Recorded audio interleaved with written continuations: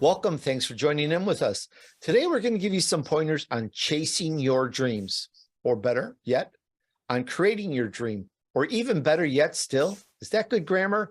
How about creating and putting your vision into reality? It's a big topic, and we're going to take a swipe at it from another point of view. We're going to teach you about becoming a good leader with Rick Keller. Get ready to look at accomplishing your dreams like you never looked at it before. And while we're at it, this is all about helping you and your friends turn your vision into reality. We want to help you get very successful at growing your business to a high level. And we're going to help turn you into an elite entrepreneur. Meet Rick Keller. He's a former congressman who served 8 years in the U.S. House of Representatives, and he chaired the House Higher Education Subcommittee, and he served on the Judiciary and Education Committees. Today, he's an attorney, a writer, humorist, motivational speaker, and television commentator. Now, his TEDx talk, The Power of Self-Deprecating Humor, it was the 6th most watched TEDx talk in the world in May 2022, and I've asked him to teach me how to make my show go that viral. I think that says enough. Let's get into it and learn. Hi, Rick. Welcome to the Tony DUrso Show. Well, thanks for having me. I'm looking forward to it. Rick, I've been waiting for this interview because I want to be a better leader just like everyone else in my audience. And I know you've got a long, is the word illustrious career. So let's do the short version. How did it all start for you? What's your backstory? Well, it all started for me. I didn't have enough money to go to college. I was raised by a single mom and had 3 kids. And after saving up and Pell Grants and student loans, I was still short. And so my mom said, well, you know, my boss has me type up checks for the company to give to charitable contributions. Why don't you ask Mr. Overstreet if the company would make a charitable contribution to send you to college? And he was 81 years old, the CEO of a company. I was 17. So I went and made my pitch to Mr. Overstreet. And I said, I want to go to college so bad. It's not going to be throwing money down the drain. And if you just have your company take a chance on me, I'll be top of my class. It won't be a waste. And he said, well, son, I'm just the CEO of the company. I have a board of directors to answer to. But if you come back Tuesday, I will give you the answer. And so the big day came. I didn't sleep for almost a day and a half. And I went there and I was nervous. And I sat down in his big office and he said, well, the board met this morning. And the answer is the company will not help you pay for college. And it's nothing personal, Rick. It's just that if we did that for you, the board said we would have to do that for everybody. And so my intuition was just to be grateful that he even tried, this 81-year-old man. So I said, well, Mr. Overstreet, thank you so much for trying. You didn't have to do that. And as I was speaking, I saw myself in that same little restaurant as a short order cook and all my friends going to college and I wasn't. And I just started crying and I couldn't help it. And tears are coming down my face. And he said, son, you can wipe the tears away. I said, the company couldn't put you through college. I didn't say that I couldn't. And with that, he stroked the check and sent me to college. And 4 years later, I was up on the stage and I graduated first in my class. And that got me a scholarship to Vanderbilt Law School. He lived just long enough to see me graduate from Vanderbilt. And so a few years later, I had the happy privilege of getting elected to the United States Congress. And I used my election night speech to thank him. And nobody had known that story. And it was an emotional turning point. And I had no way of knowing that night on the stage is that I would go on to be the chairman of the Higher Education Subcommittee and use that position to increase Pell Grants, which is college aid. And as a result of increasing that aid that I fought for by 62%, 5.5 million additional students got a chance to go to college, poor kids like me. And so literally that one man, that one act of kindness, no press release, no nothing, had impacted 5.5 million lives. And I was so inspired by what he did for me, I wanted to do that for other people. That story just gives me chills. I think about my college days. I had to put myself through and work. I'm sure many of us did. It's grueling. What a story. I'm almost speechless from that. That is absolutely amazing. What a good fortune there. Yes, absolutely. Good man. And from there, Rick, you became a congressman, you did all that. Then after that, you went into running a business, as I understand it, and you help people achieve big dreams. How did that vision evolve? And how did that fit in with this? Yeah. So yeah, I'm a partner in a law firm, and how that came about is when I was 14 years old, I met my dad for the very first time. My folks divorced before I was a year old. And in that first meeting, he handed me this little paperback book that it was his favorite book, and it was called Think and Grow Rich by Napoleon Hill. And I know a lot of people are familiar with this great self-help book. And I really wasn't ready to call him dad yet. It was kind of a stranger to me. But 3 years later, I was, and I used that 3 years to read this book 6 times.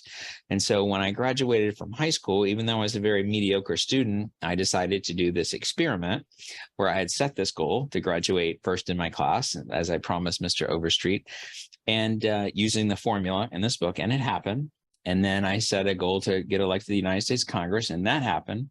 And as I got older in my 50s, I thought, what if I could write a little book that would change people's lives just like that book changed mine?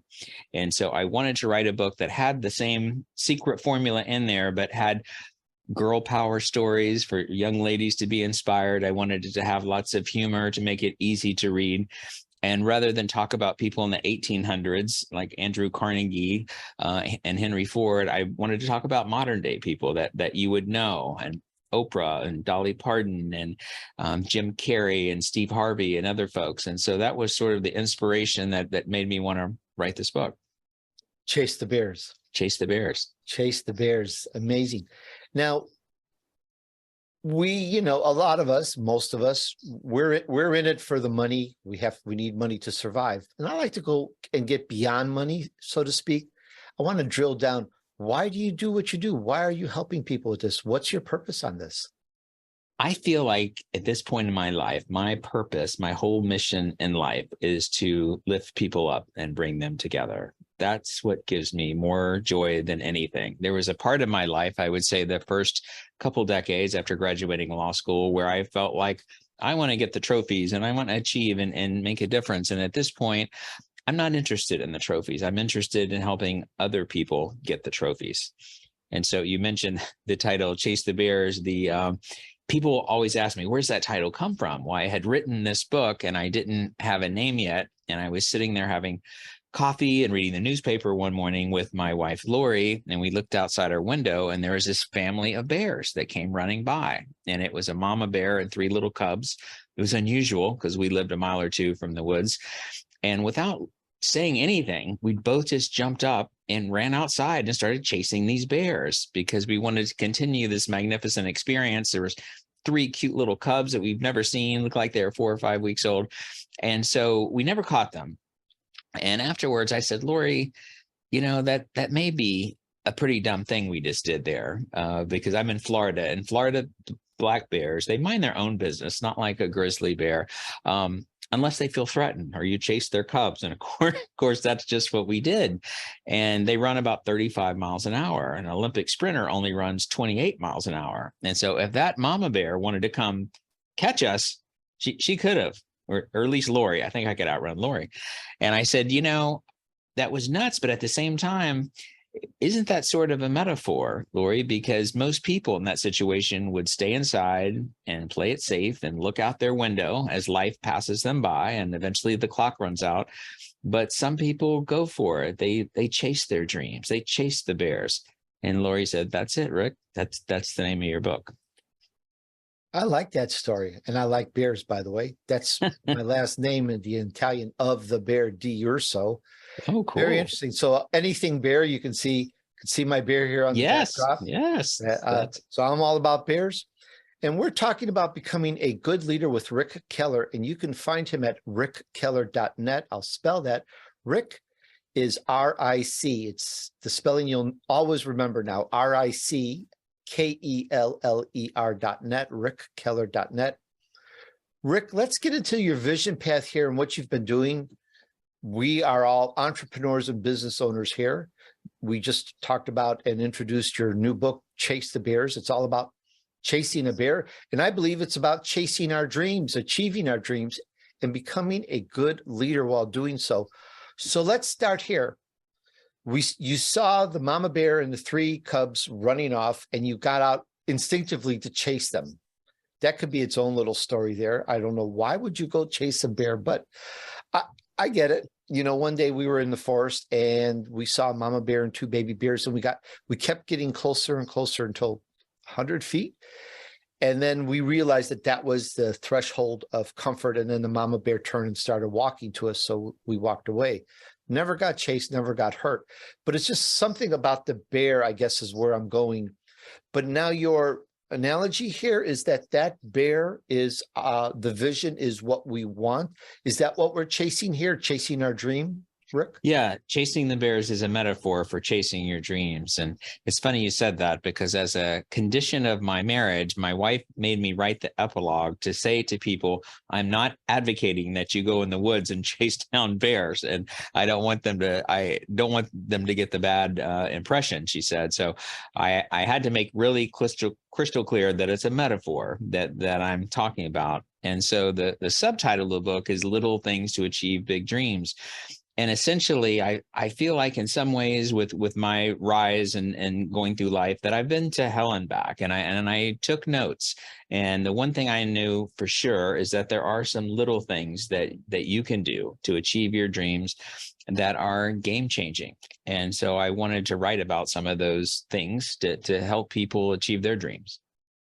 Rick, I'm going to ask you about those little things, but before I do that, what is the goal, I guess, or the message that you want to get across from people reading your book? What would you like someone to do? They read your book and do what? Where would the person be going? Well, my book is similar to the book Chicken Soup for the Soul, in that the person who reads it is going to find a lot of touching and positive stories, a lot with humor too. It's going to make you laugh or cry in a positive way. What makes it different for the reader is that it has that how-to component. It not only inspires you to do great things, it shows you how to do it. It gives you a 3-step formula that you can use to actually achieve your dreams. And so that's what makes it a little different. So the ideal thing for me would be for someone to read this book and they're inspired and they decide, you know what, I'm actually going to use my gifts here. I'm going to give the gifts that I've been given from God or the universe, whatever you want to call it, in terms of your special skill or talent. And I'm going to do that. And I'm going to take baby steps in the direction of my dreams, and I'm going to make it happen. And so I wanted people to know that if you are moving in the direction of your dreams, that you're doing it for the greater good, then you're going to stumble, but you're not going to fail. You're not going to fail. And so I wrote about a lot of people, and I'll give you like a 1-minute summary of what I'm talking about here. And that is Walt Disney was fired when he was 22. They said he wasn't creative enough. And Martin Luther King Jr. got a C in public speaking from his seminary teacher, said he wasn't a good enough speaker. And Michael Jordan was cut from his high school basketball team. And Oprah was demoted and told she was unfit for television news. And the Beatles were rejected by the first record label, said they didn't have what it takes to make it in business. And the guy I mentioned about Chicken Soup for the Soul, his name is Jack Canfield out in California. He was rejected 144 times before the 145th publisher said yes. And now he's in the Guinness Book of World Records. He had 7 books on the bestseller list on the same day. And he sold 500 million copies. And there's a common denominator with each one of those people, and that each one of them were using their God-given gifts for their greater good. And so they all stumbled, they all had critics along the way, but they all achieved their goals. And I want the reader to know the same thing can happen to them. That is very inspirational. And I've interviewed Jack Canfield and the editor and publisher, as well as Mark Victor Hansen. And as I recall, you're a contributing writer for several of those books as well. It's quite something. And what I've read from you and heard in your speeches, you've really got some great stories and some great lessons. So I welcome. I encourage everyone to check out more about you so that they can understand perhaps another dynamic of what you do. And that's you're very motivational and inspirational. And now back to this interview. I mentioned that I wanted to ask you about the little things that we can do to achieve big dreams. Can you tell us some of those? First and foremost is to use your gifts. Your mission in life is to use your gifts to make other people's lives better. And the question becomes, well, what is my gift? I'm struggling with it. Well, your gift is that thing that is very easy for you, that's hard for other people. It's the thing that you're very good at, the thing that you love doing, the thing that when you start doing this, you feel like about a 6, but 45 minutes later, you feel a 10, and time flies. And it's the thing you would do for free that comes easy for you. It's the thing you do the absolute best with the least amount of effort. And the important thing is to stay in your lane and use your gifts. To give you an example, Albert Einstein, PhD in physics, won a Nobel Prize in physics. What if instead he decided, I think I'm going to become a professional bull rider? Well, he would have been E equals MC squared on his butt in less than 8 seconds. That's not his gift. Just like Kelly Clarkson has a beautiful voice. She's not meant to work at dad's accounting firm. She's meant to use her gifts. And so the most important thing I would say to people is use your gifts. And I don't come at that with a high and mighty perspective. I come to this position as someone who's really screwed it up. I wanted to make my parents proud. And so I told them I was going to be a doctor. And I went off to college and I was first in my class and I took organic chemistry and physics. And really for selfish reasons, I volunteered at a hospital because I wanted to look good on my med school application my senior year. And I found out I hated it. I hated everything about it. I hate the sight of blood and the x-rays of broken bones and the cranky patients and the smell of the hospital. And I wasn't a big fan of science anyway. And I'm like, oh my goodness, I've got a big problem here, because the things that come easy to me are communicating and humor and explaining complex things very simply. And those are my gifts. And so I had to choose between logic, which says, go ahead and go to med school anyway, it's what everybody wants, or my intuition says, no, why don't you use your gifts and use your speaking skills and become a lawyer or a politician. And it was a real hard decision for me. It took me a year to come to that decision. I was in agony. I had to get a job in between college and law school. And what finally broke the ties, I found myself in a bar in the Pocono Mountains for the first time.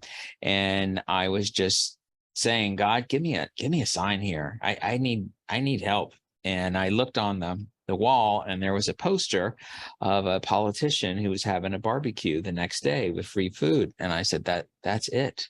That's it. That's the universe telling me to use my gifts. And I made my decision there to use my gifts for the greater good. And I decided I wanted to go into politics and help poor kids go to college, and I could still help people without being a doctor.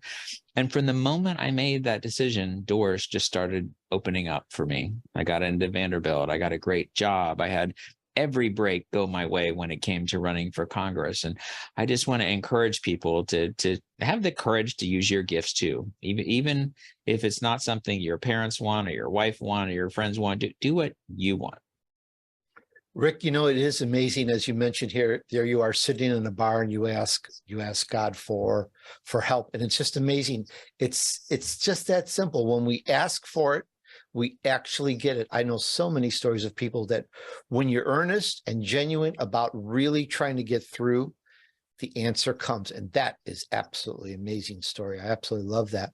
But one thing I think about in this is, and I say this personally, I could never figure out for a long time what my gift was. Some of us is like, what's our gift? What is it?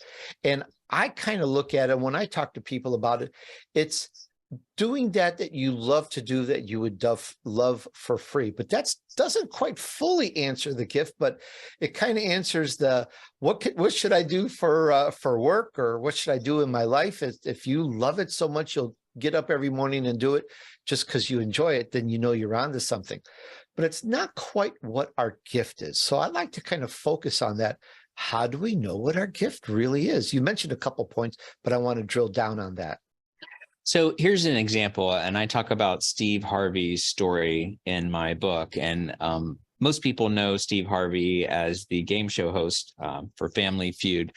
But his story is pretty inspirational in that he couldn't even talk until he's 15. He had a severe stutter. And one day his teacher asked him, what do you want to be when you grow up? And all the kids in his class were putting fireman or firefighter or doctor. And he wrote, I want to be on TV.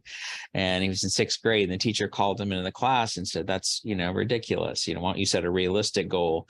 And he went home and the teacher had already told his mom what happened. And the mom was like, why don't you set a realistic goal? And the dad said, what's wrong with that? And write that down, read that piece of paper every day, every morning. And he did for 10 years. And he got a break when he was 27 years old. And for the first time he went to a comedy club and he won this little prize. It was only $50, but he said, like, I was born tonight. This is what I'm supposed to do. And he decided he wanted to take a chance, and he did, but it was costly. He was homeless for 3 years as he went from comedy club to comedy club, and then got a big break when they invited him to be on a show in New York, and he did well. And then they offered him the hosting job, and he's been on TV ever since.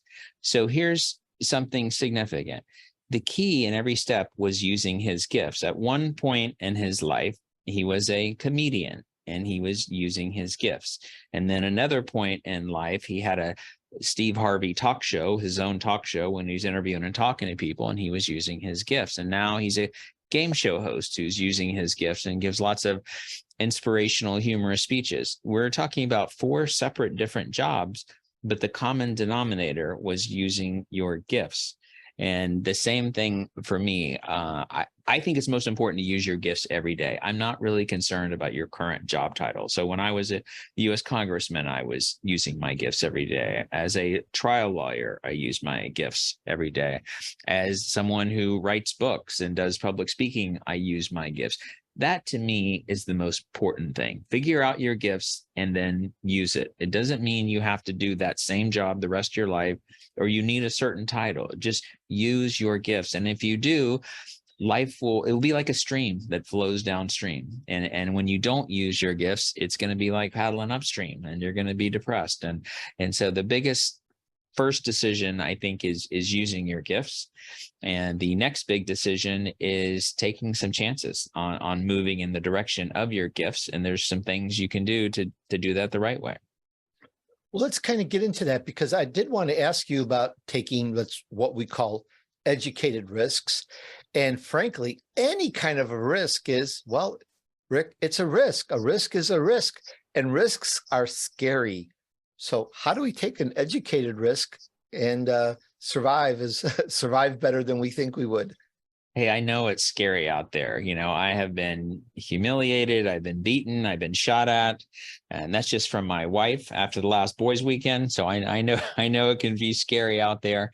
The key thing on risk is this. We all have fears, a fear of being rejected or fear of failing or fear of people laughing at us.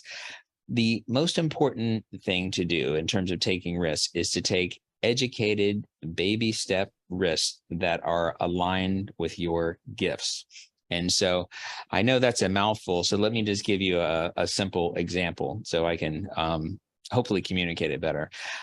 I decided I wanted to get a 4.0 in college, but I was a very mediocre student. And so I'm not going to show up on college campus and take 18 hours of organic chemistry and physics and calculus and all this stuff that's really not my gifts.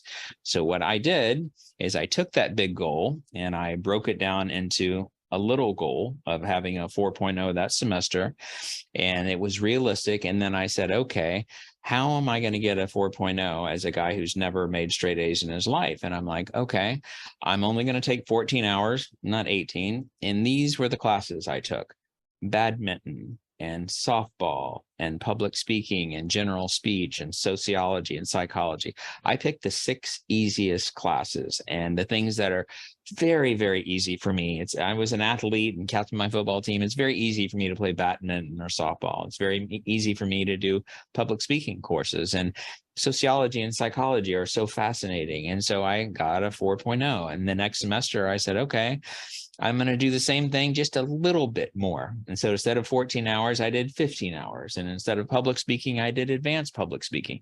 And I was moving along. And that success that first year gave me the confidence to slowly increase and have little baby steps in the direction of my dreams. And that's really what big success is. It's just an aggregate of little victories all strewn together.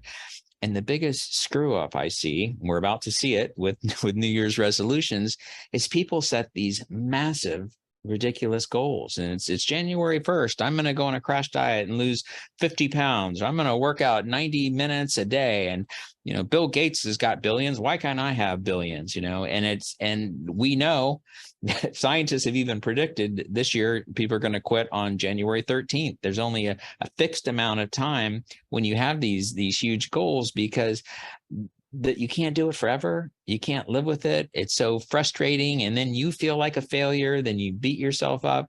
And so what I would say to that person who wants to lose 50 pounds, I would say, how about we set a goal for the first week of jogging 5 minutes a day? How about that? And how about week 2, we do 10 minutes a day, and that's it. And then week 3, 3 minutes a day. And what would happen to that person at the end of the 3rd week is they're going to keep a little chart, and they're going to be successful 100% of the time. And they're moving in the direction of their dreams. And I use that particular example as someone who's done it. When I was in Congress, I was in my 4th term, and I was going to cocktail parties and eating out all the time. And I just ballooned to the biggest weight I've ever been. And it was so sad because I used to be a jock. And I went to a nutritionist, and she said, no, we're going to do 1,800 calories a day because I want you to live with it. You're only going to lose 2 pounds at most in a week. And she put me on this plan of 5 minutes a day of exercise. Well, I lost 2 pounds that week, and next week, 10 minutes, etc. And after 3 months, I was up to running an hour a day by that increase. And at the end of a year, I stepped on a scale and I lost 100 pounds. But it was baby steps. And that's what I would like to see people do with their goal setting, because they're going to be successful. They're going to have confidence. They're going to be encouraged to do more. And it's something they can live with. Absolutely amazing. I love that gradient, simple little steps to accomplishing something big. I like that a lot. Now, I incidentally got a 4.0 in my college and university career. It was quite something. It was quite a lot of work, very hard. I did it a different way. But in a way, I took, when I had a choice of not electives, when I had a choice, I would always pick whatever class or course that resonated the best with me. Usually you don't always have a choice on stuff, but that's absolutely an amazing story. I really like that. That shows if you put your mind to it, you can accomplish actually literally anything. Absolutely. I really like that. Absolutely. And now I want to talk about people, because you are very good at connecting with people, and you're humorously an advocate of self-depreciating humor as a secret weapon. So let's talk about that. I think self-deprecating humor is a secret weapon because it relaxes people. It helps you deflect criticism. It builds rapport, but it's very seldom used, I find. And the reason is it's somewhat counterintuitive, because from the time we're young, we've been told to put this perfect image out to the outside world. Fake it till you make it. Put your best foot forward. Never let them see you sweat. And the truth, in my view, is exactly the opposite of that. The truth is you connect with people by being vulnerable and authentic and real. And it takes a heck of a lot of self-confidence to use self-deprecating humor, because what you're essentially saying is, look, I know that I'm flawed and I'm not perfect, but I also know I'm a good guy and I believe in myself, and you should believe in me too. And a perfect example of that, if I can give one, is Abraham Lincoln. He was running for political office, and in a debate, his opponent called him two-faced. And Abe Lincoln says, two-faced? If I had 2 faces, do you think I'd be wearing this one? And now that face is on Mount Rushmore, and studies have shown that self-deprecating humor works, especially it works with high-level people, especially with a CEO or a leader, because it minimizes the status differences between the leader and the rank and file and helps them connect. And so there was a study I talked about in my TEDx talk, where a very clever business professor at Seattle University did an experiment. And she had a CEO introduce a new employee to the rest of the team. And the first time the CEOs used self-deprecating humor, says, "I'm so glad Pat joined our team despite knowing everything about me." And the second time, negative humor. "I'm so glad Pat joined this team despite knowing everything about you." And third time, no humor. "I'm so glad Pat joined this team."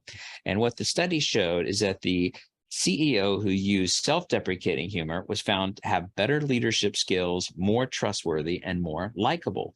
The guy who used negative humor was ranked worse than everybody, even the guy who used no humor.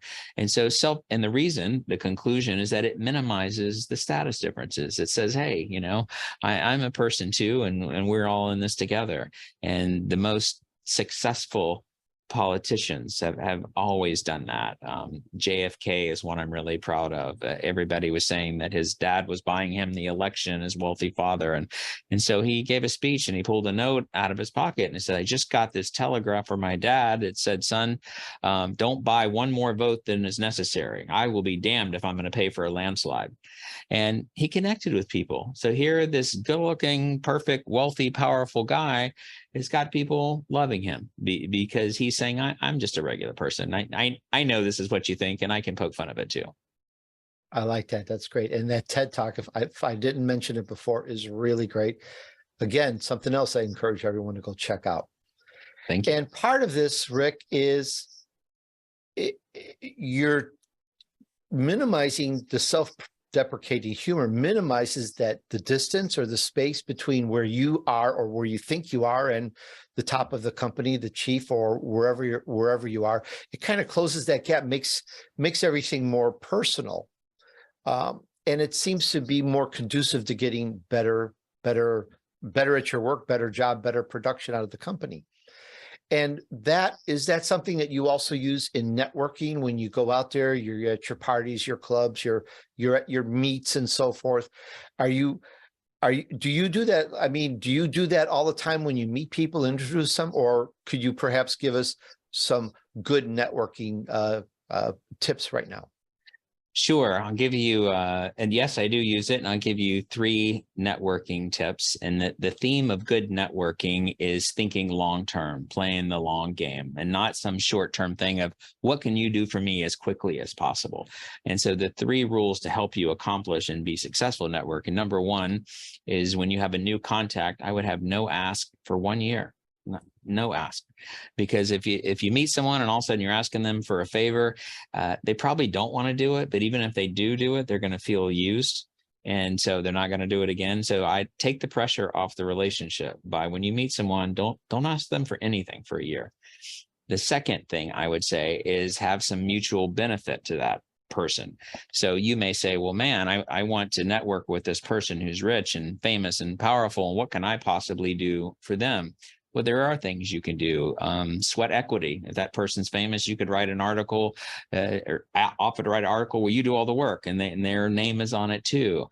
Or maybe they're a CEO, but you're pretty good at working out and they need to lose some weight. You can give them some tips there. And in my personal case, the way I broke into politics was Jeb Bush was a young guy running for office for the first time, and rich and powerful. And I'm just a little young lawyer. But I had a sense of humor, and I thought some of his speeches were good, but a bit dry. And so I wrote a joke on the back of a business card, and I handed it to him. And that joke became the opening line for every stump speech when he ran for office. And by the way, the line was, "One of my opponents has accused me of running on my father's coattails. Well, to show that I'm running on my own merits, I've decided to go ahead and change my last name. I don't know what I'm changing it to yet, but it's either going to be Reagan or Eisenhower." Well, that was just a little thing, but then that established a relationship with the person who became the governor. The third thing is hang out with very high quality people that you would hang out with, even if they can never help you at all.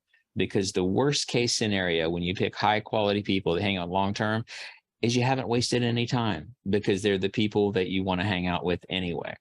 And so those 3 things are the keys to networking. And I try to, in my book, just like Jack Canfield and Mark Victor Hansen and other folks that you've interviewed, I try to use storytelling to explain these universal truths. And so in the networking chapter, I'll tell you an example of a story of a young lady who did all three of those things, did everything right. And the crux of that story is I was giving a speech to a women's lawyers group. And this lady came up to me afterwards and she said, she was a young lawyer, says, Congressman, my mom is in prison and in a Vietnam prison. She's been there over a year and I've never asked you for anything, but I really need your help here. I need your help bad. And I said, what happened? And long story short was she went over there for a wedding. And as she's driving down the road, she was pulled over and put in jail. And the reason was she gave an interview where she said, I think there should be free elections in Vietnam and every communist country. And they thought that was equivalent to terrorism. And so she contacted me. I told her, I don't know why I said this, but my intuition said it, that we're going to have your mom home by Thanksgiving. And I went to Washington. I found out we had leverage. There was a piece of legislation, a trade bill that was worth $10 billion to Vietnam. And I put a hold on it in the House. And Senator Mel Martinez, who's senator from Florida, put a hold on it in the Senate. And shortly thereafter, a guard appeared at this lady's jail cell door. Her name is Cook Fauché. And the guard said, you look sick, Cook. She said, I'm not sick. He said, no, you look sick. We're sending you home to America. And it was just a couple of weeks before Thanksgiving. And it was emotional homecoming. And that happened 17 years ago. And every November 12th, every morning, every year, I get a ding on my iPhone, and it's always a text from her daughter, Liz. And it says, thank you. This is the day you saved my mom's life.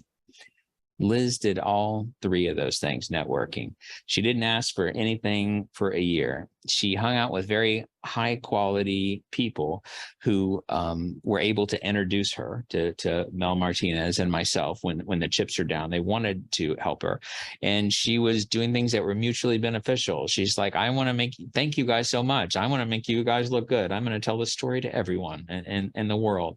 And all three of those things literally helped freed a woman from jail. And so she said, thank you. You're the one that saved my mom's life. I didn't save her life. Liz saved her mom's life. It was her excellent networking skills that saved her mom's life. That is such a great story. It gave me chills. I absolutely love it. Rick, you are such a great storyteller. And it's true. It's not telling the story, but it's telling the story. You know what I mean? Really good. I like that a lot. Yeah, once again, everyone, we spoke about becoming a good leader with Rick Keller. He's at rickkeller.net. And there's some great information here. I learned stuff here on this interview. I just absolutely love it. Rick, I just want to thank you so much for sharing with us today. It was absolutely, I'm trying to think of the word, just a really good and excellent, a definitive interview in terms of being a good leader. Thank you so much for sharing. Well, thank you, Tony. And I would just say to your leaders, or your listeners and your viewers, that my hope for you is that when you get the choice in life and you come to a crossroads and you have the choice between playing it safe or chasing the bears, chase the freaking bears. Hey, thanks for hanging out with me while I featured an elite entrepreneur who took his vision to reality. We discussed becoming a good leader with Rick Keller. We talked about his new book, Chase the Bears. It's all about achieving our dreams, our vision, and being a good leader while doing so. We talked about that bear in the title, Chase the Bears. That's the metaphor. That's your vision, your dream. And we talked about the message that he wants to get across to those who read his book. It's inspirational, motivational. And he gave some little things that we can do to achieve big dreams. Little things, little steps, little short amount of time. I like that. It's very good, and that fits in with what I talk about in doing and accomplishing one vision, where at the end, you need to have those little steps. It's absolutely true, and he shows how workable that is. We talked about our gift, our superpower. How do you know what that is, and how to find it? We talked about so many other great points. Tell me, what did we discuss that resonated with you? Let us know. All right, let's use this, and let's help you move on your journey to success. Thanks, and remember, just take action. Success awaits those who persevere and remain steadfast despite the odds. Sow good seeds, do good deeds, and join me on the next episode of The Tony DUrso Show.